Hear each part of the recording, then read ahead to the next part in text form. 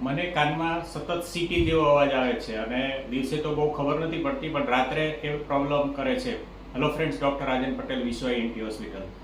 તો આ જે સાઉન્ડ આવે છે એને અમારી ભાષામાં ટીનીટસ કહેવાય છે. ટીનીટસ, બરાબર, એ જે આપણી સાંભળવાની નસ છે એમાંથી ઉત્પન્ન થાય અને એનું કારણ છે કે પાસ્ટમાં તમે ભૂતકાળમાં તમને સાંભળવાની નસને નુકસાન થયું હોય વાયરલ ઇન્ફેક્શન, ભારે શરદીમાંથી, તો એમાં લાખોની સંખ્યામાં ફાઇબર્સ હોય છે. એમાંથી ધારો કે 1%, 2%, 5% ફાઇબર્સ ડેમેજ થઈ જાય તો ફાઇબર્સ જે અવાજ ઉત્પન્ન કરે અને દિવસે તો બહુ ખ્યાલ ના આવે કારણ કે આજુબાજુનો ઘોંઘાટ ને બીજો અવાજ હોય. જ્યારે તમે સુવા જાઓ ત્યારે એકદમ શાંત વાતાવરણ થઈ જાય ત્યારે તમને સુવામાં પ્રોબ્લેમ કરે અથવા કન્ટિન્યુ સંભળાય.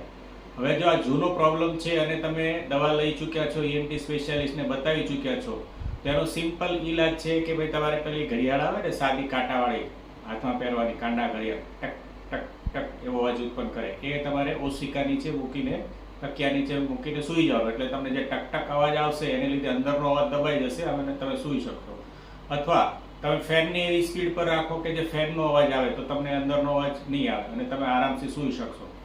એટલે અમુક કિસ્સામાં આ ટીનીટસની દવા કરવા છતાંય ફરક નથી પડતો કારણ કે એના માટે બહુ લિમિટેડ દવા અવેલેબલ છે, બહુ બધી જાતની દવા અવેલેબલ નથી. એટલે તમે 1 કે 2 જાતની દવા ટ્રાય કરી છે, ENT સ્પેશિયાલિસ્ટને ઓલરેડી બતાવી ચૂક્યા છે, બધા રિપોર્ટ કરાવી ચૂક્યા છો અને છતાં પણ તમને અવાજથી તમે પરેશાન છો, તો આ તમે નુસ્ખો અજમાવી શકો અને એનાથી તમને ઊંઘ આવી જશે. અને થોડો ટાઈમ, ધારો કે 6 મહિના, વર્ષ જશે એટલે તમે અવાજથી ટેવાઈ જશો અને તમને ખ્યાલ પણ નહીં આવે કે આવો અવાજ આવે છે.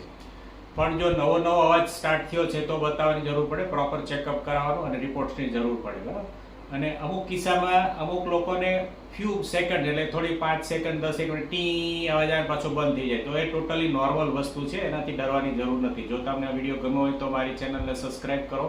જે લોકો આ અવાજથી પરેશાન છે એને બતાવો, ફોરવર્ડ કરો, સેવ કરો, લાઈક કરો. Thank you.